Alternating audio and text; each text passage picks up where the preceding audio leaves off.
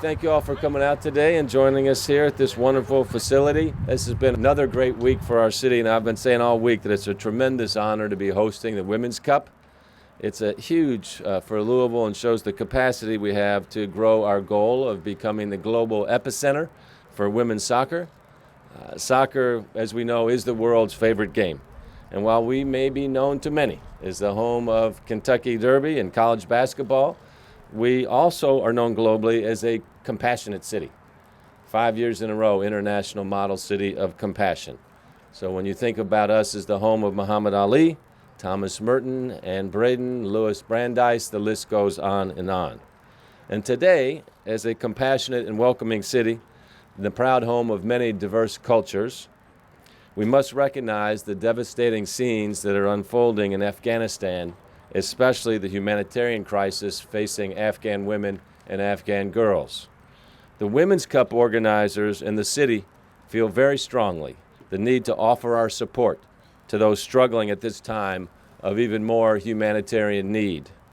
We're honored to have a devout humanitarian and an excellent striker on our Racing Louisville team who skillfully leverages her platform as a professional athlete to change the world for good. And she also is the most influential and greatest female Afghan football player of all time, Nadia Nadim. Nadia, we appreciate you taking a few minutes out of your training to speak to us today. So everybody please welcome Nadia Nadim.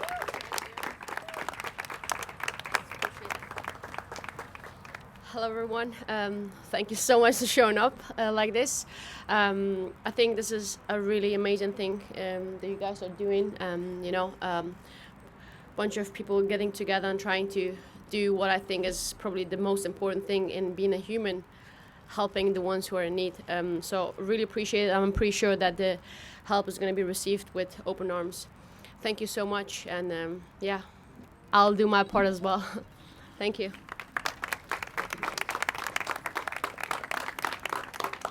Thank you, Nadia. It's amazing what you've done with your platform. So just like Ali used his platform to do good, Nadia is using hers as well, and we appreciate you and welcome you as a new Louisvillian. Thank you. All right. Okay, so we got a big game tomorrow night too. So Racing Louisville against Bayern Munich. Of course, I'm for Racing Louisville. Let's hear it for Racing Louisville here, folks. So we've got to sadly acknowledge the challenge that Nadia just mentioned that I spoke of and recognize that quick action is needed to support those on the front lines helping Afghan women, as well as our local refugee-serving organizations.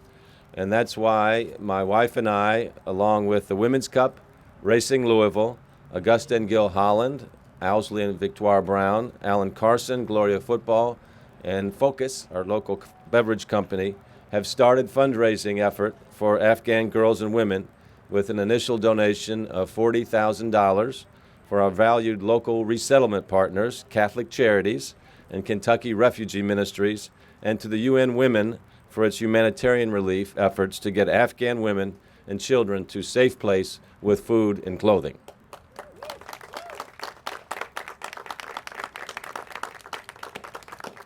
Louisville is home to 80-plus Afghan families, and with this donation, and we hope with a lot more to come, you're going to be hearing about that, we proudly state that we are here to reaffirm our support for our resettlement agency partners and Afghani allies. The U.S. must live out its promise as a welcoming nation, as it has many times when there was an urgent need for humanitarian protection stemming from conflicts or disasters abroad. Welcoming communities are defined by how all residents, no matter where they're from or who they love, take part in economic, civic, and social life. And the cultures and policies in welcoming communities make it possible for everyone to feel valued and participate fully without fear. So I'm really grateful for the leadership group of the Women's Cup and how they have seized this moment to use their global platform to bring more attention to helping Afghan girls and women, and not just the global cause, but also our local resettlement agencies. So I'd like to invite Juan Pablo Renal, Director of the Women's Cup, to talk more about the Cup's commitment to humanitarian relief and the great leadership they're showing here today. JP?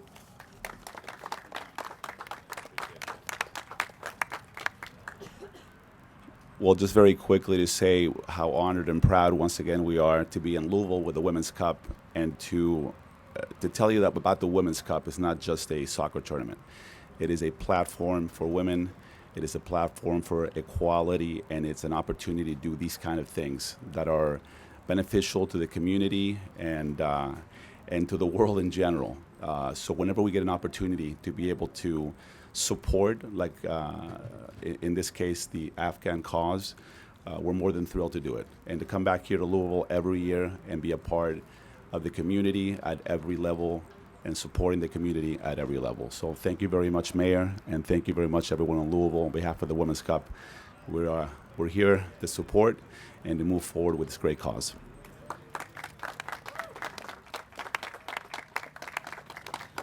Thank you, JP. Appreciate that, and appreciate the entire Women's Cup organization. This is the first of a multi-year relationship with the Women's Cup, and we look forward to even more events down the road and promising an even greater social and economic impact. So we're really appreciative of your commitment to growing women's soccer in Louisville and across the globe. Great job. Also, I want to recognize Germany's Consul General, Wolfgang Mosinger. Wolfgang is over here. Thank you, Wolfgang, here representing the Bayern Munich team. Thank you for all your help here in our city. I want to recognize Sabine Nassim also. Sabine is our Director for Globalization and has helped put so much of this together. Thank you, Sabine. Now, as I mentioned earlier, a portion of these funds will go to the UN's, United Nations Humanitarian Relief Efforts in Afghanistan. To tell us more about that is Victoire Kojavina, founder and CEO of Gloria and a UN ambassador for gender equity. Victoire?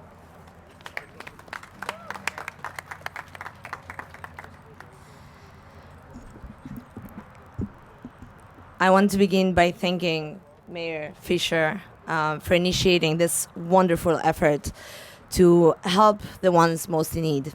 If it wasn't for him, we wouldn't be here today. So thank you very much for that.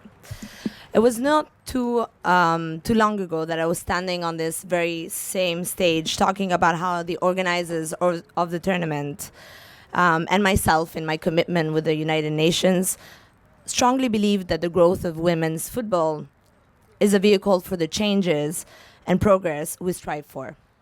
It's a vehicle for healing, for equality and empowerment both in sports and in our society. This cup was founded with the intention of celebrating women and gender equality, and I believe that so far it's been clear that the Women's Cup have set a new standard for female footballers. Their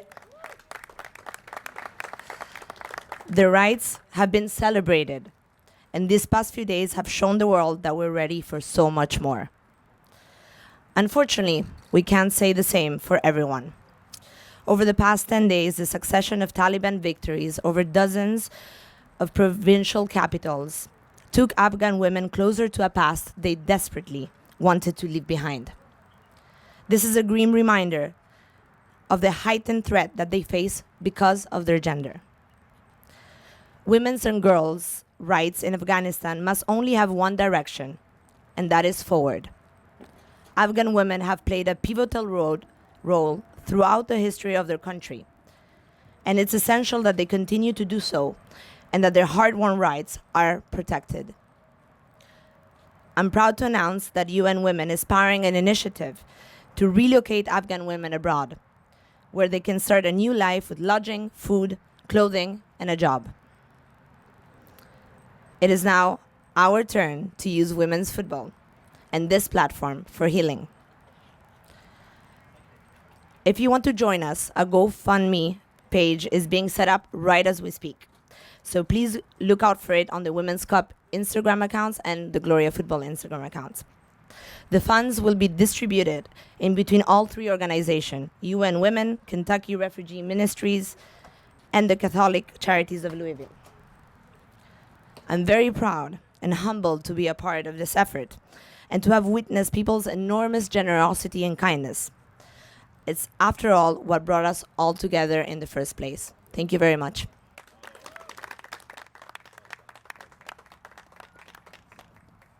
Thank you, Victoire. So you can see this effort, there's everything from local to global, so we really appreciate that. I also want to say thank you to Soccer Holdings, who's the owner of Louisville City and Racing Louisville. Brad Estes, their president, is with us here today.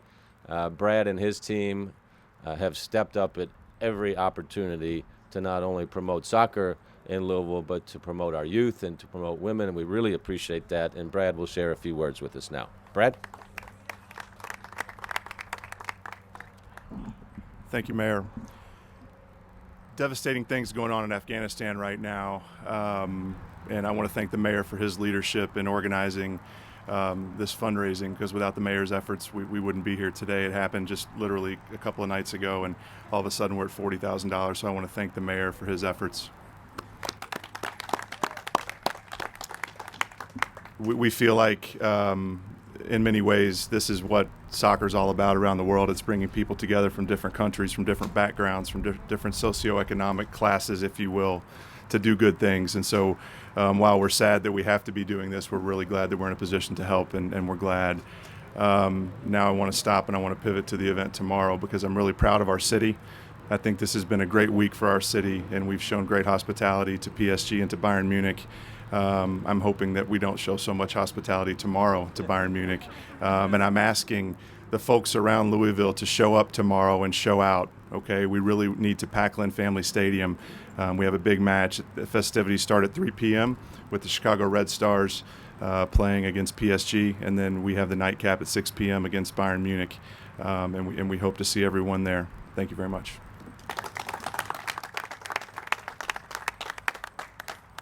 Thank you, Brad. That's right. There are still tickets available, so we need your support. And we'll be promoting what we're doing here today, tomorrow, so people will have an opportunity to give and become aware of what's going on here as well. Now, this is exciting because it's a local effort as well. So I want to thank our local refugee resettlement agencies for their good work year-round, helping connect refugees to housing, jobs, food services, and community. So part of the proceeds, as you heard, are going to be staying local here as well. So first up will be Lisa Crutcher with Catholic Charities. Lisa?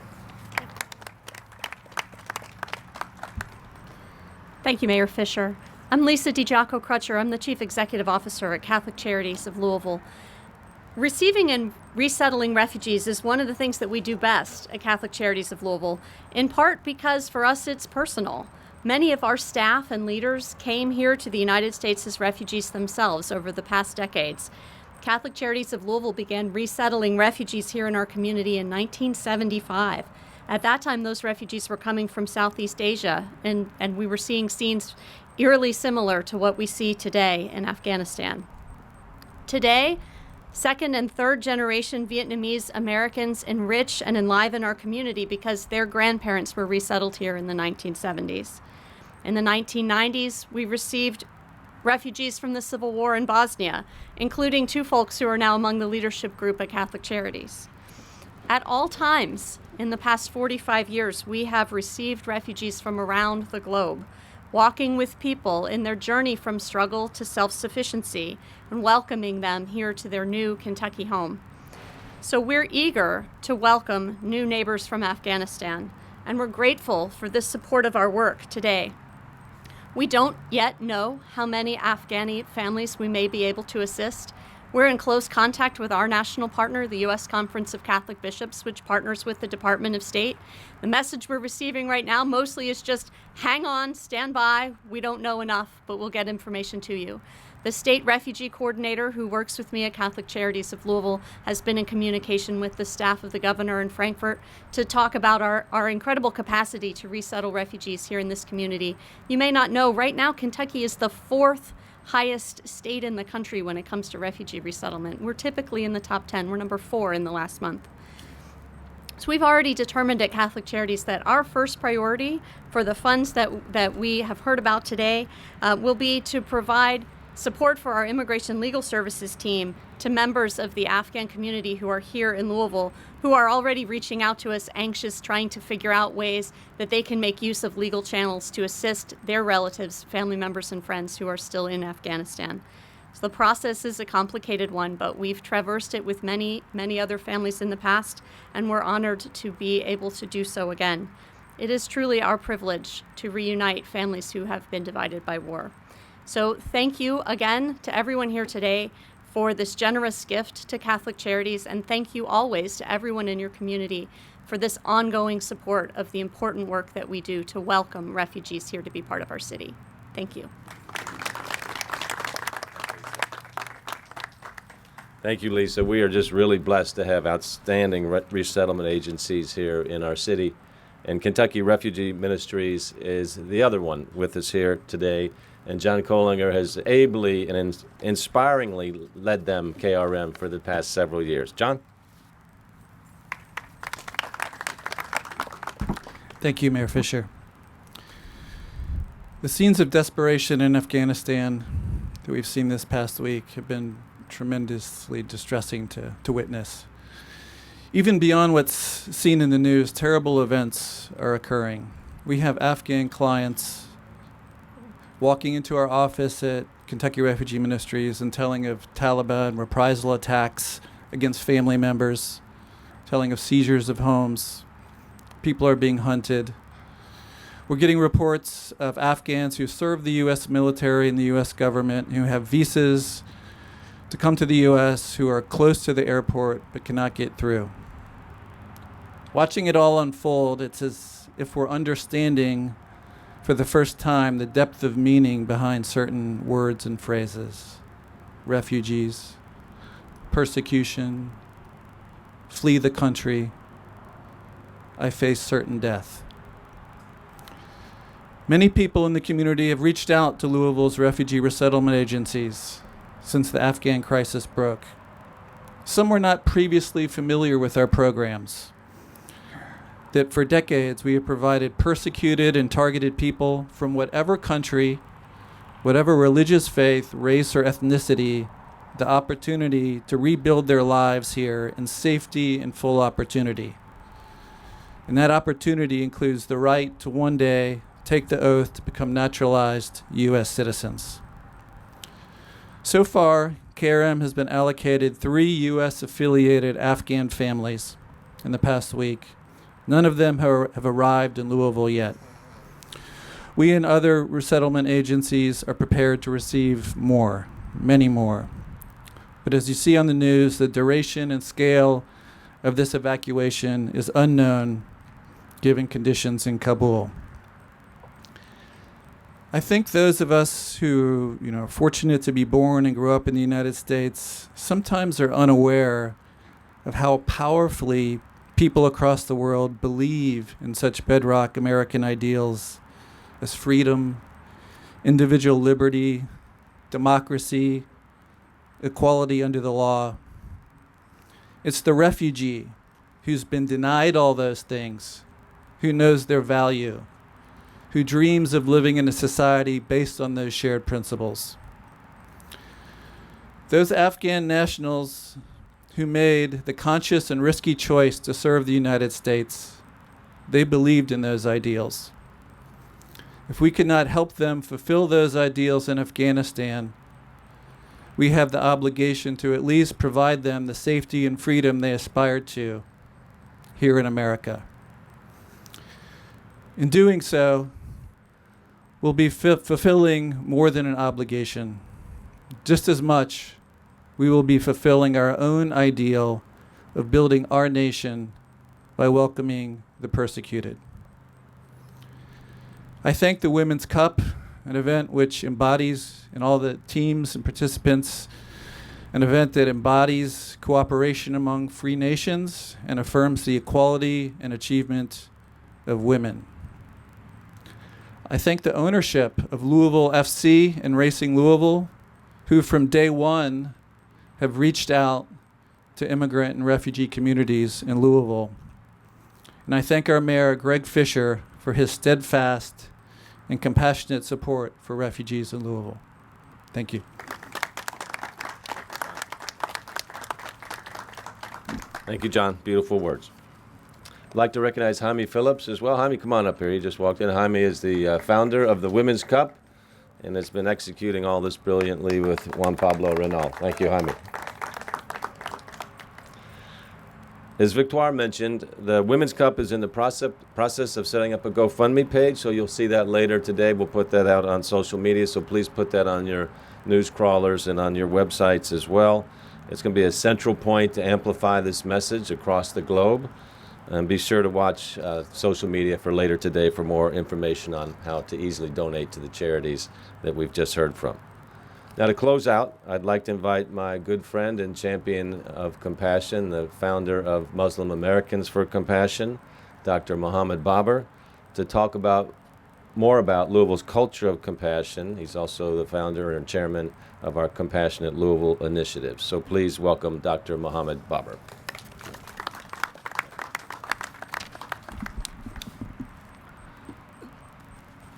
Louisville is city of Thomas Merton and Muhammad Ali, and that's why compassion, love, and empathy for everybody comes so natural to Louisvillians. In 2010, Mayor Fisher and City Council declared Louisville a city of compassion. Since then, groups of citizens are actively engaged in efforts to bring compassion to the roots of our city. In 2019, this work was organized into a non-profit organization, Compassionate Louisville, that is now focused to bring Louisvillians together in purpose. Events of last year, including tragic loss of our own Louisvillian, Breonna Taylor, reminds us that Louisville has a long way to go. But it also emphasizes that furthering compassion in our city is God's work, and we all should get our hands dirty in it, and we cannot shy away from it. Louisvillians, irrespective of all the trials and tribulations of last year, still are best of the best. And that's why I know in my heart that at this very moment, unvaccinated Louisvillians are in line to get vaccination to not only save themselves, but their loved ones and their communities. And there are more Louisvillians in line than any other city in America.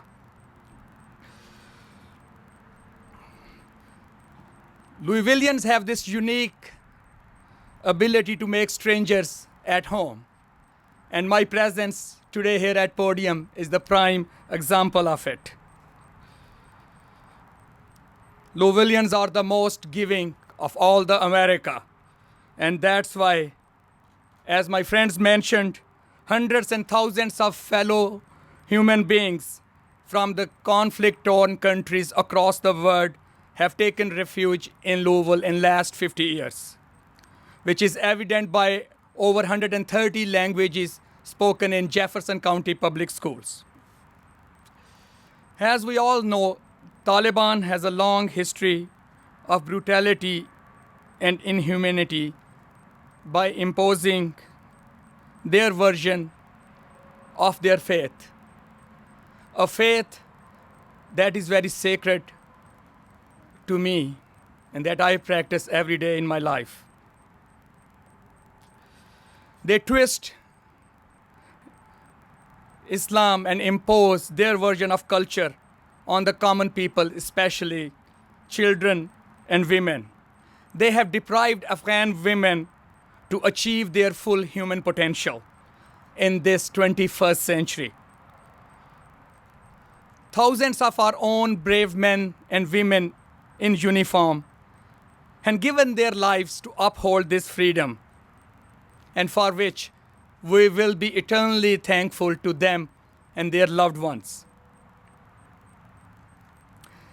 Nadia Nadeem, our own racing Louisville star, and her family has lived this nightmare of Taliban brutality. But I would like to remind people in Afghanistan, especially women and children, on behalf of Louisvillians, that we hear and see you. We know that many wrongs have been done to you, both internally and externally. We know that future may seem very difficult and treacherous to you, but know that we Louisvillians will always keep you in our hearts and will do whatever is in our capacity to ease your pain by keeping Taliban in check through the efforts of our government. And those of you who are being evacuated at this very moment, you could always count on city of Muhammad Ali and Thomas Merton, a city of compassion, to call as your home. And may God Almighty be your and our light. Thank you very much.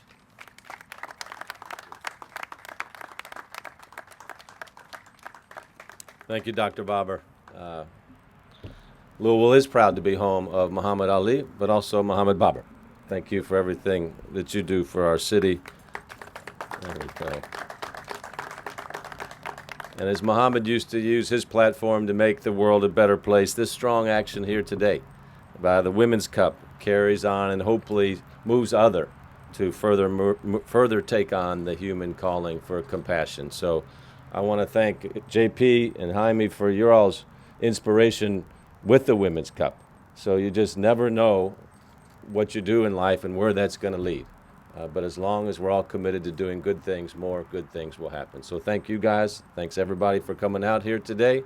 And we appreciate this and exhort people to, one, go to the game tomorrow and cheer on racing. And number two, or number one, support this cause. Support the cause to support Afghan women and children so they can see the love from our great city and all around the world.